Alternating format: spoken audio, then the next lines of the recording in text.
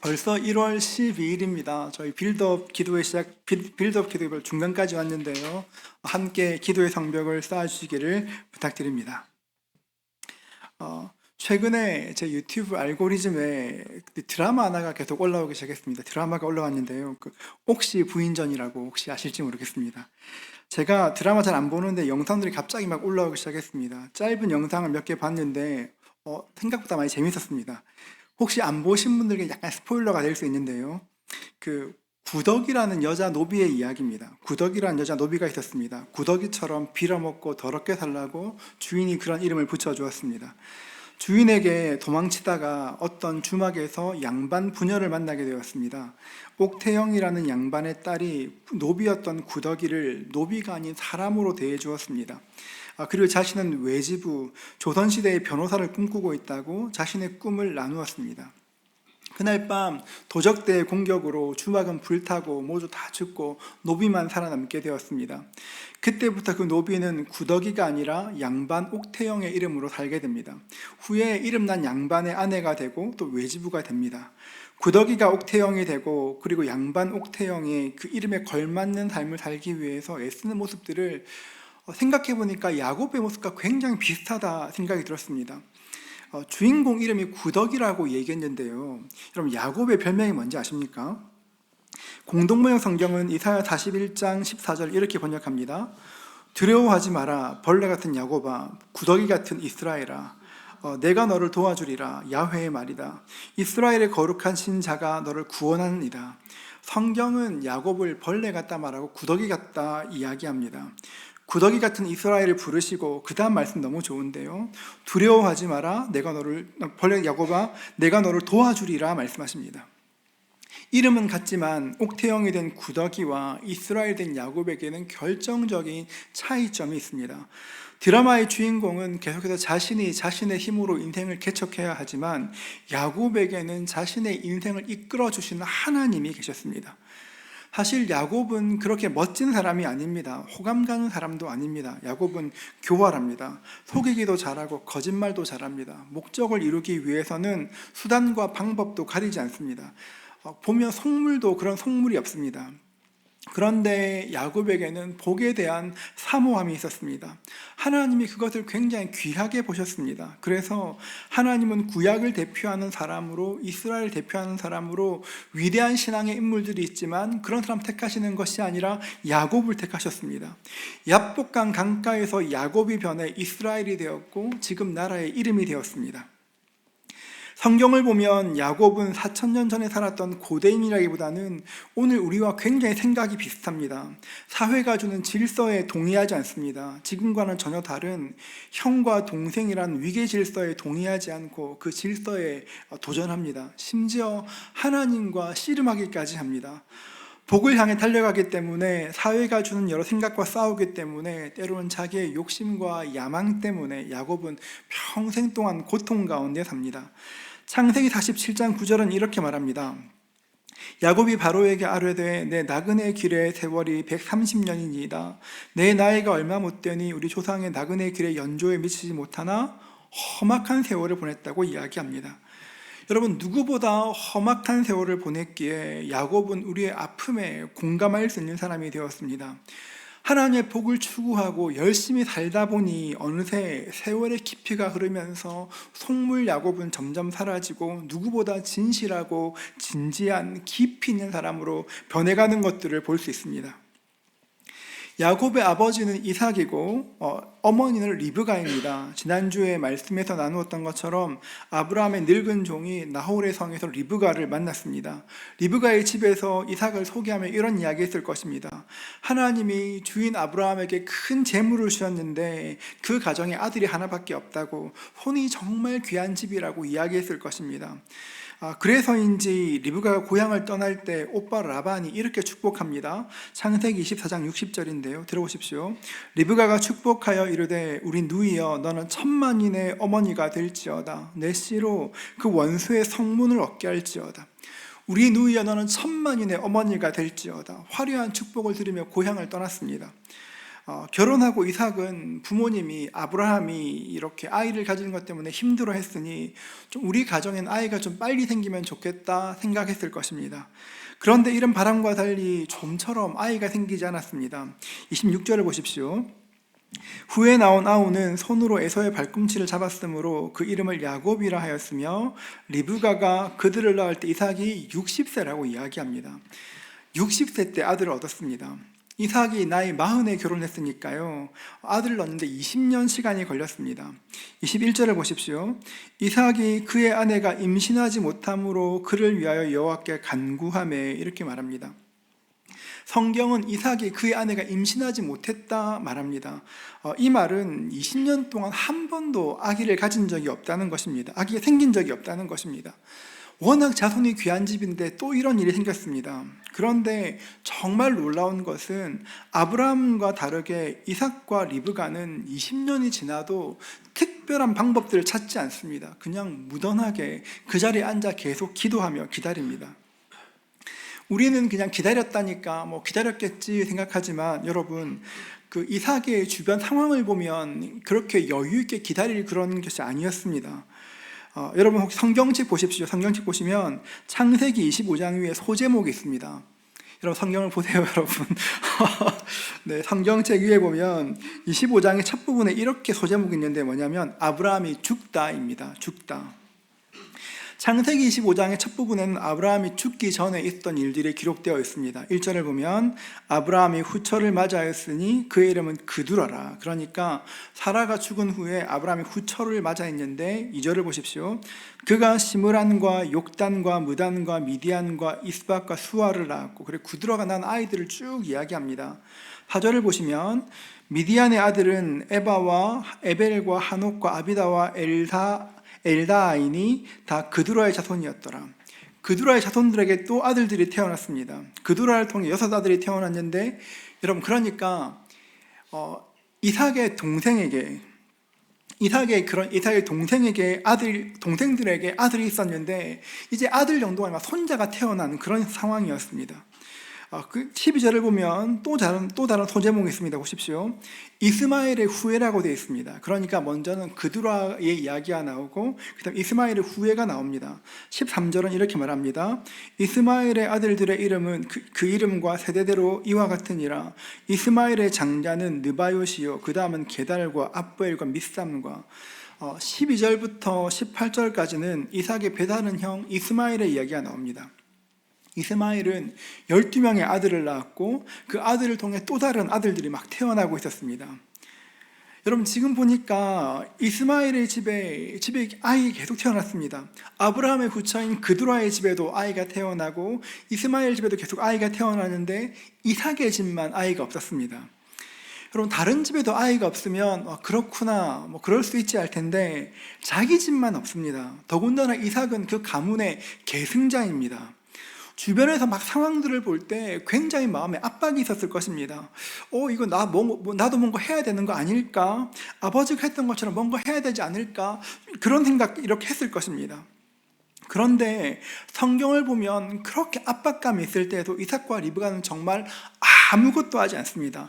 미동도 하지 않고 그냥 기다립니다. 너무 기다려서 좀 기도라도 하라고 재촉할 정도였습니다.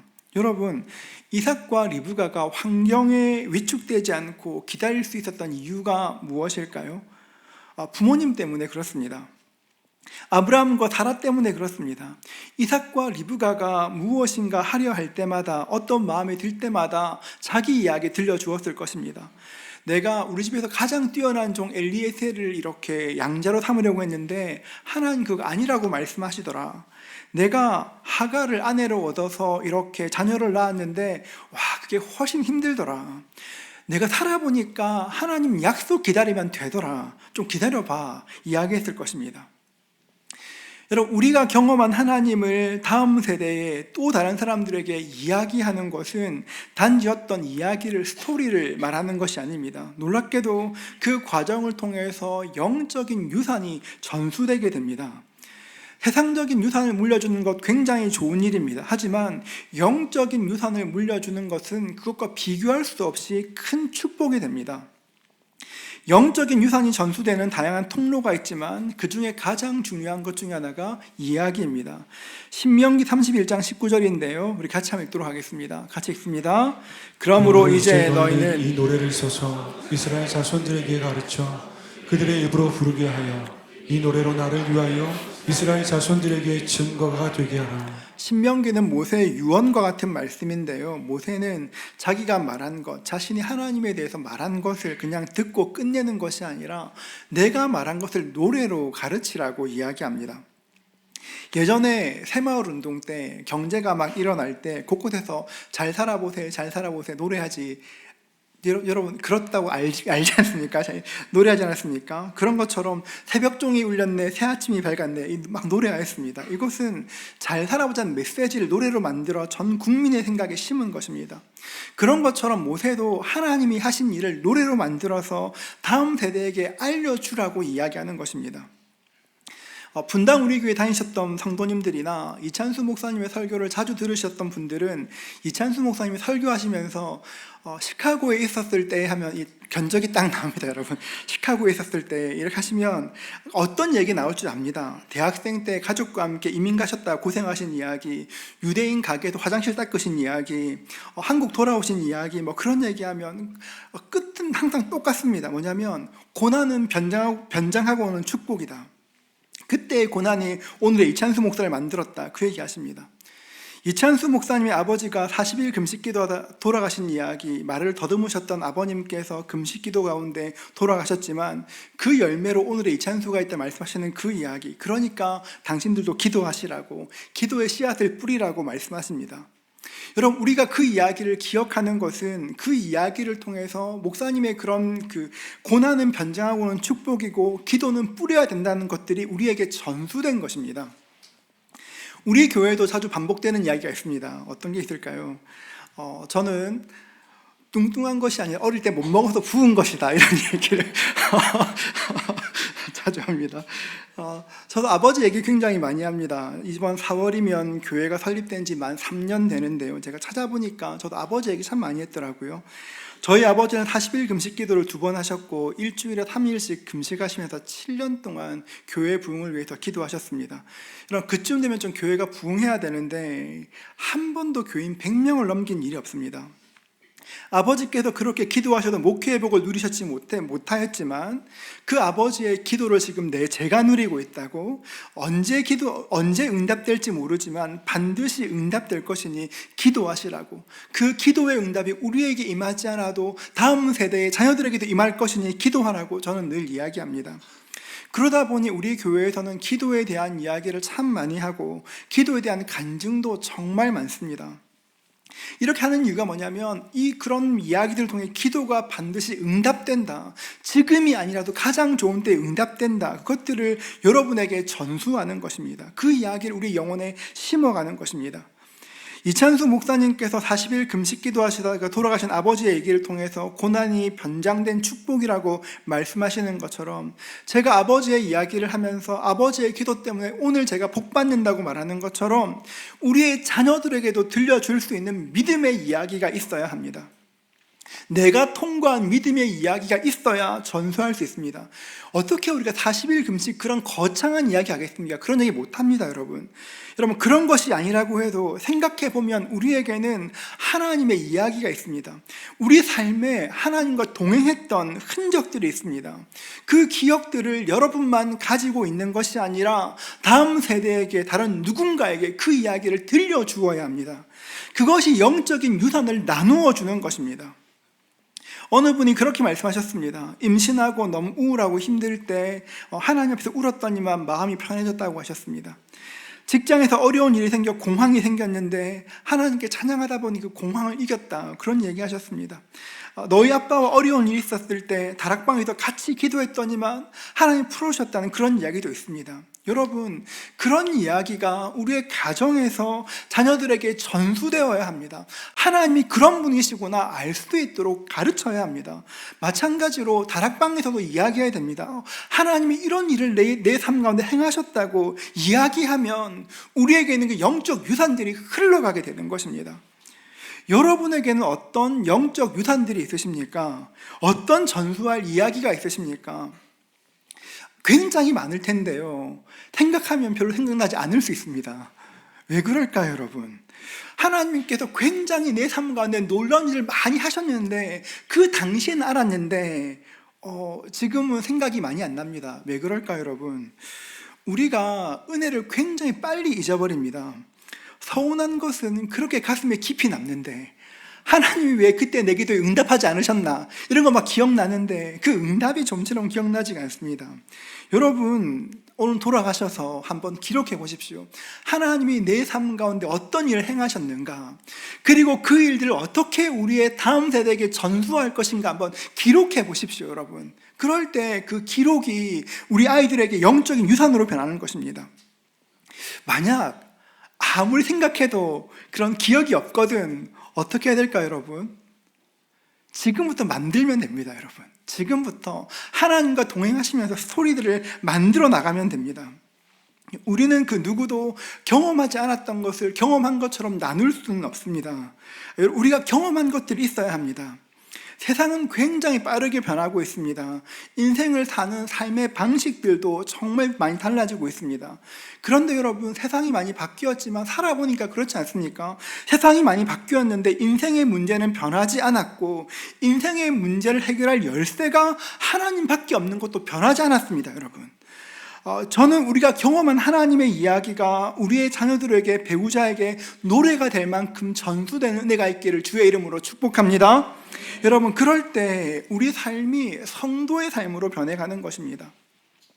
아브라함과 사라의 이야기가 이삭과 리브가에게 전달되었습니다. 그래서 그 이야기로 견딜 힘을 얻었고 기도함으로 자녀를 얻었습니다.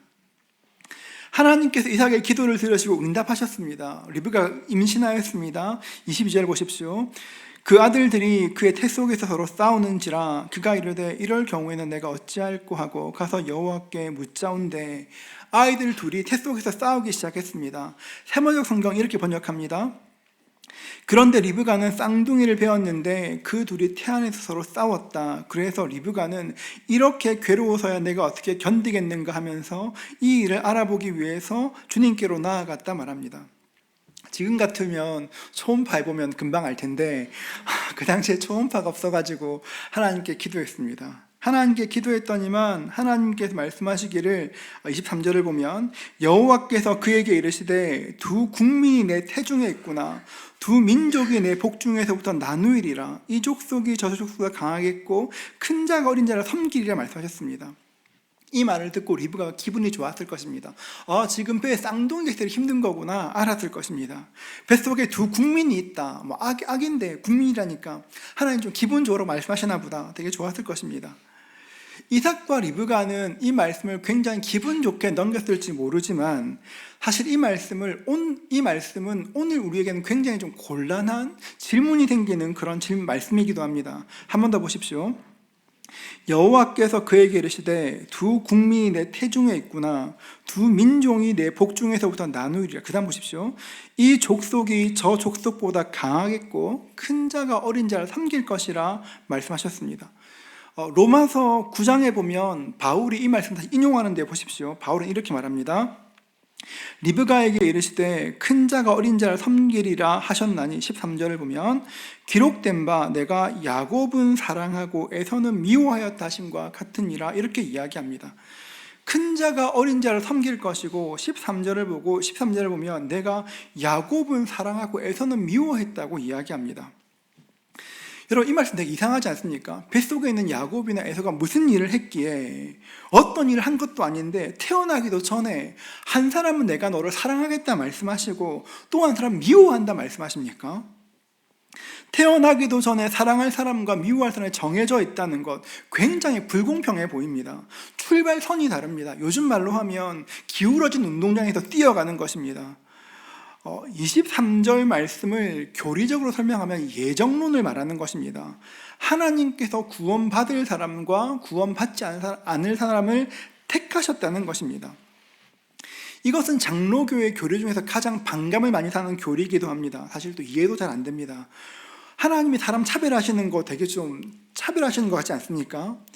어떻게 이렇게 불편한 이 말씀이 성경의 중심에, 그것도 아브라함과의 약속이 이루어지는 첫머리에 딱 모든 사람이 볼 수 있게 기록해 두셨습니다. 그 이유가 뭘까요? 이 말씀은 하나님은 어떤 분이고 우리가 어떤 존재인지를 설명해 주는 것입니다. 먼저 하나님의 말씀이 이루어지기 전에 하나님은 어떤 분이시고 우리는 누구인가를 말하는 것입니다. 하나님께서 어떤 사람을 택하셨다, 그 이야기를 들으면 우리는 이렇게 생각합니다. 하나님이 얘는 택하시고 쟤는 택하지 않으셨어라고 생각합니다. 그렇죠 여러분? 아니세요? 그렇잖아요 여러분. 하나님이 얘는 택하고 쟤는 안 택한 것 같습니다. 그리고 택하신 그 사람들에게는 구원의 은혜를 베푸시고 택하지 않는 사람들은 구원받지 못한다 생각합니다. 그러니까 이 선택이라는 것이, 예정이라는 것이 굉장히 불공평해 보입니다. 왜냐하면 우리가 납득할 기준이 없으니까요. 기준이 있으면 동의할 텐데 기준이 없으니 굉장히 납득이 안 됩니다.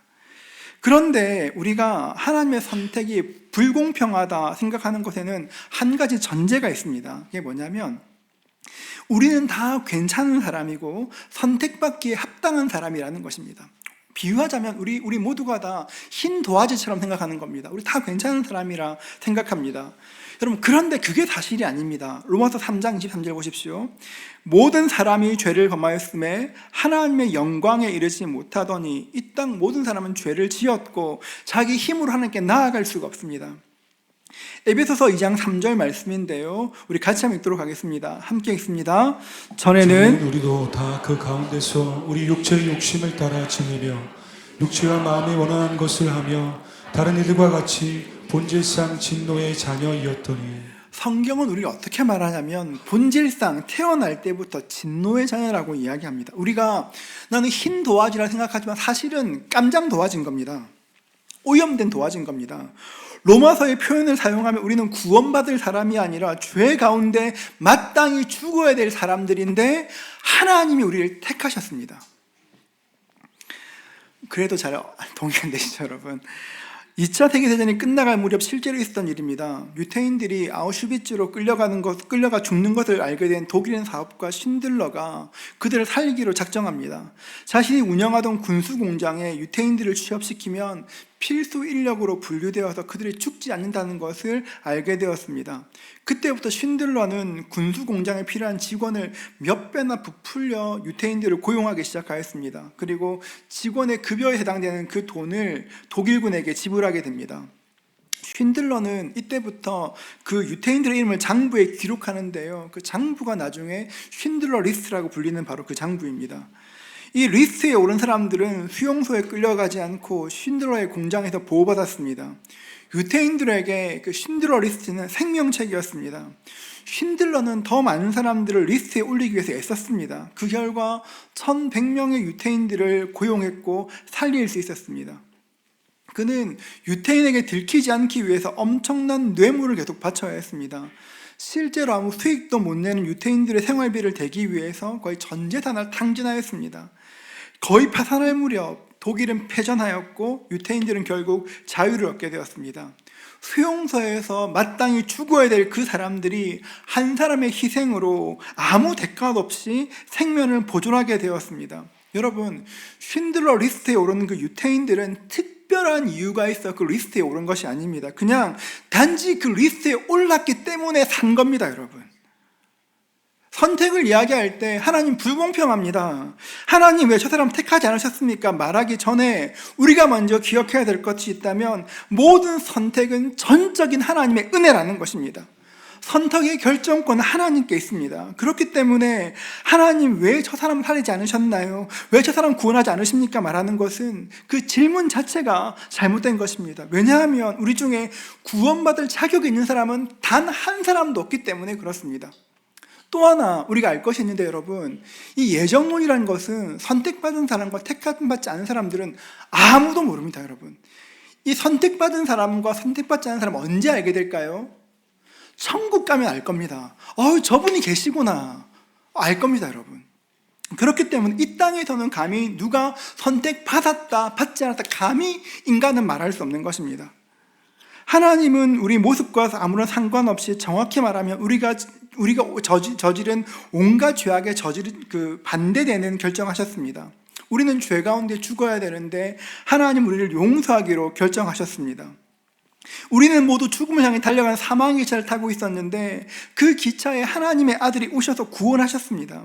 이것이 예정의 교리입니다. 여러분, 지금 우리가 함께 예배드리는 이유가 무엇인지 아십니까? 여러분, 하나님이 부르셨고 은혜를 주셨기 때문에 여기 앉아 있는 겁니다. 왜 우리가 성경을 펴서 성경을 읽은 마음인지 아십니까? 하나님이 택하셨기 때문에 그 마음이 생기는 것입니다. 흐릿하게라도 하나님께서 계시구나 알 수 있는 것들은 내가 깨달아 아는 것이 아니라 주님께서 계시하셨기 때문에 알게 되는 것입니다. 그렇기 때문에 우리 주인 예수님께서 주인이시구나, 하나님이 내 인생의 주인이시구나 고백하는 것이 참된 은혜인 것입니다. 또 하나 우리가 기억해야 될 것이 있습니다. 선택은 배제가 아닙니다, 여러분. 제가 이 말씀 꼭 드리고 싶었는데요, 한 사람을 선택했다는 것은 한 사람을 버렸다는 말이 아닙니다.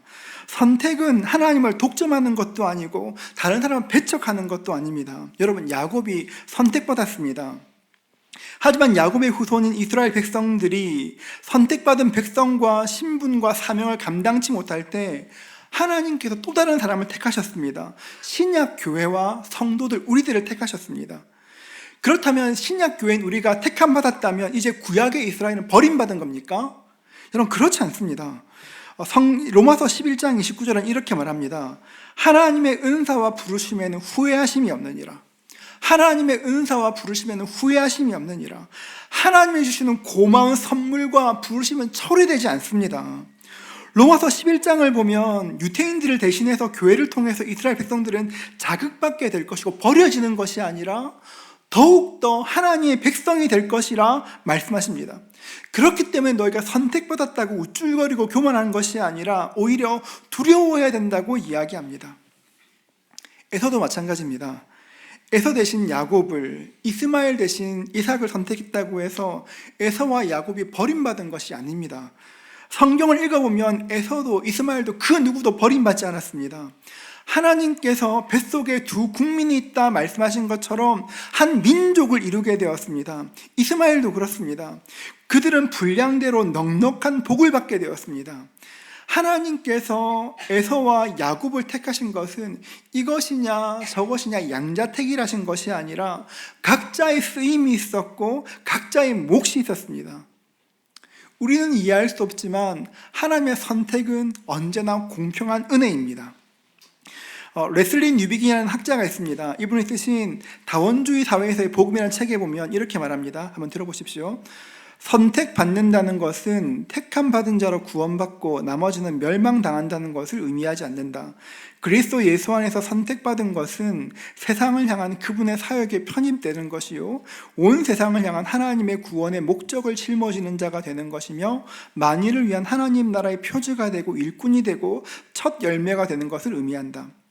이분이 이야기하는 것은 우리 삶의 주도권은 인간이 아니라 하나님께 있다는 것입니다. 내 삶의 주도권은, 내 삶의 주인은 내가 아니라 하나님의 주인이시고 하나님이 우리 인생을 이끌어 가신다는 것입니다.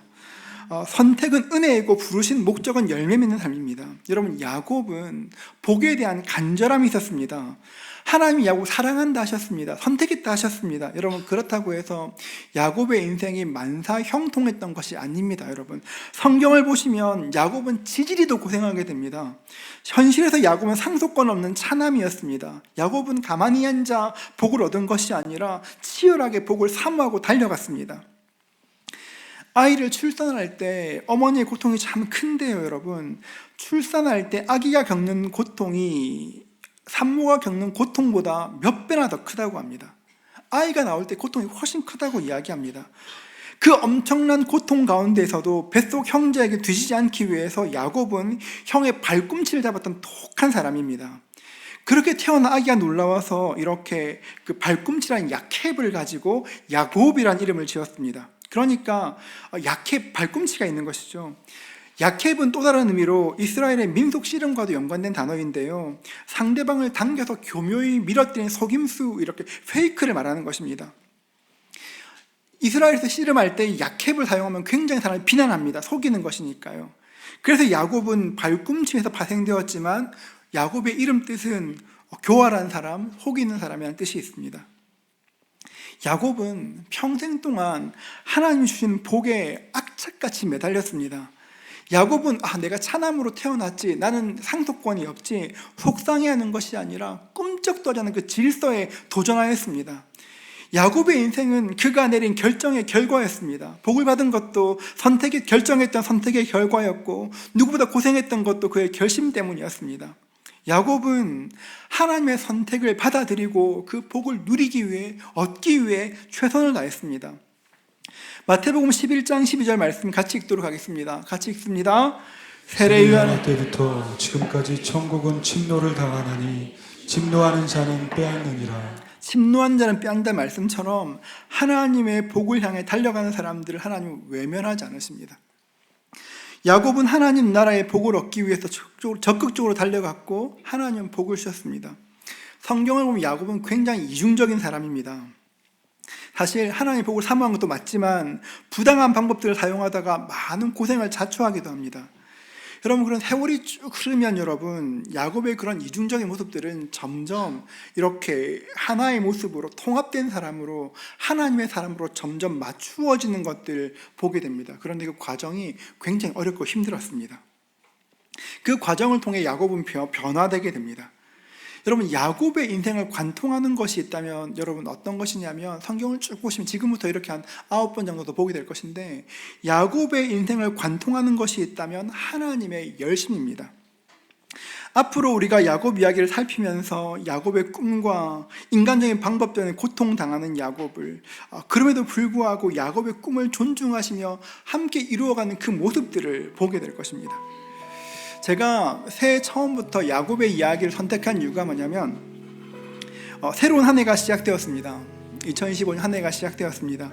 제가 작년 연말부터 쭉 신방하면서 어떤 걸 느꼈냐면, 많은 사람들이 새로운 한 해가 시작되었고 하나님께서 어떤 주실 복을 기대하고 은혜를 기대하는 것이 아니라 그냥 지금 평안하게 잘 흘러갔으면 아무 일 없었으면 좋겠다. 하나님께서는 은혜를 준비하시고 복을 기대하시는데 아무도 복을 기대하지 않습니다. 그냥 이 시간 잘 흘러갔으면 좋겠다. 하나님 복을 주고 기다리시는데 그냥 그 복 보냅니다. 여러분, 새해가 시작되었는데 작년 같은 한 해를 사는 것이 아니라 하나님, 내 인생에 하나님의 일을 이루어 주십시오, 하나님께 기도할 수 있기를 축복합니다. 여러분, 환경이 그래, 목사님 직장 몰라서 그래요, 목사님 요새 그런 거 아니에요. 그런 거 아니라 하나님은 변하지 않으셨는데요. 여러분, 하나님은 변하지 않으셨는데 아무도 꿈꾸지 않습니다. 그냥 살아가는 거, 그 정도면 충분하지. 근데 여러분, 꿈을 꾸면 고통도 있지만 하나님께서 이루어 주실 것입니다. 왜냐하면 내가 이루는 것이, 인생의 주도권이 누구에 있다 그랬습니까? 하나님께 있지 않습니까? 내가 꿈꾸면 하나님이 내 인생을 이끌어 가시는 것입니다. 하나님을 신뢰하십시오. 하나님은 그저 그런 하나님이 아니라 여러분의 인생을 바꾸실 수 있는, 여러분 환경들을 변화시킬 수 있는 능력의 하나님이십니다. 야곱은 그 하나님을 기대함으로 살았습니다. 고통스러웠습니다. 그런데 그 과정을 거치며 하나님의 꿈이 이루어졌고 야곱 믿음의 조상으로 변화했습니다. 여러분, 하나님의 방법들, 우리의 방법으로 그 일들을 이렇게 쫓아가는 것이 아니라 하나님과 함께 하나님의 도구가 되어 따라가다 보면 내 삶 가운데 하나님의 일을 보기 시작할 것입니다. 여러분에게 은혜가 있기를 축복합니다. 여러분, 인생에 대한 소망을 품으십시오. 기도할 때에도 그냥 하나님 이렇게, 그게 아니라 하나님의 꿈을 품고 하나님의 마음을 가지고 열정적으로 기도하십시오. 하나님 도우실 겁니다. 우리 인생의 주관자이신 그분께서 우리의 삶을 도우시고 우리 삶에 생각지 못한 기이한 일들을 이루어 주실 것입니다. 그 은혜를 누리실 수 있는 저와 여러분 되시기를 주님의 이름으로 축복합니다.